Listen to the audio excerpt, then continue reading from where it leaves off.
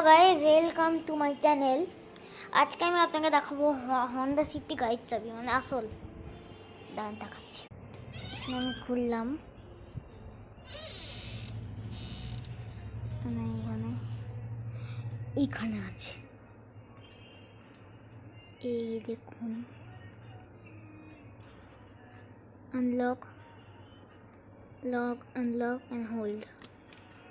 এখানে গাড়ির নাম্বার দেওয়া আছে। আসলে এখানে হন্ডা সাইন ছিল, কিন্তু এখানে গাড়ির নাম্বার দেওয়া আছে। তারপরে আপনি যদি এটাকে যদি টিপেন, তাহলে এটাকে খুললে একটা চাবি আসবে আর ব্যাটারি ভরা যাবে এখানে।